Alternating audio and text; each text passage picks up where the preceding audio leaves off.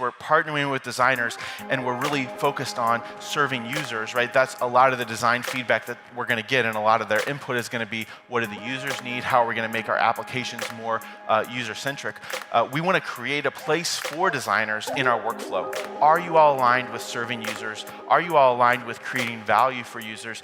And is that okay to change some of your conversations to reflect that? Is how do we become facilitators of collaboration? So in this space, what we're talking about is adding design to DevOps. Often designers are coming into your hood. For them to be successful, you're going to have to facilitate collaboration with them. You're going to have to make space for them. I believe our ability to facilitate collaboration with each other, our technical peers and our design peers, is going to have a direct impact on our users of our software products. One of the things that we've found really helpful is establishing working agreements, things that we could add that cut a little deeper and help us really get an apples-to-apples relationship with everybody on the team, specifically our non-technical peers. First of all, clarifying the types of deliverables. So if you're a standard developer, right, if you're working on front-end or back-end code, your deliverables are going to be pretty clear. It's mostly going to be centered around code you commit.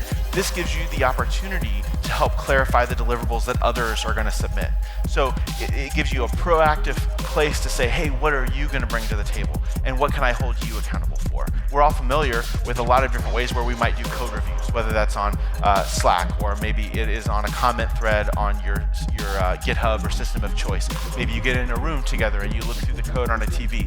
All of those things we would be able to kind of pick and choose to find the best ways to work with our technical peers. Find similar ways to work with your design peers so that there's a formal way that you all do feedback so it doesn't get personal.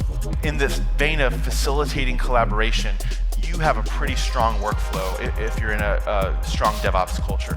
It's part of our responsibility as stewards of that workflow to make space in that, so you have a little bit of ability to direct this. Just be really clear so that everybody can have this working agreement going forward, and what that results in is, as a developer, you have all of this transparency in your work, right? You have peer review, all these kinds of things built in that we've really come to trust and know enhances our ability to work together.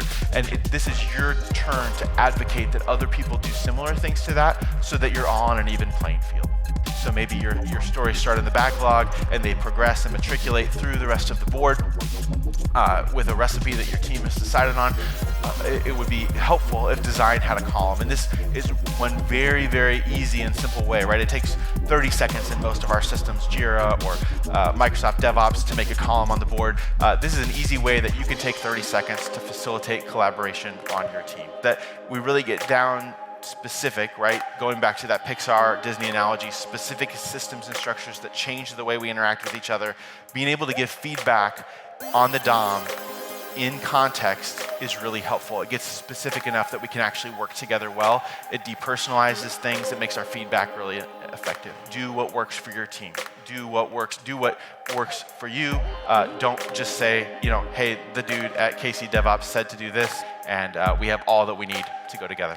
So thanks for your time.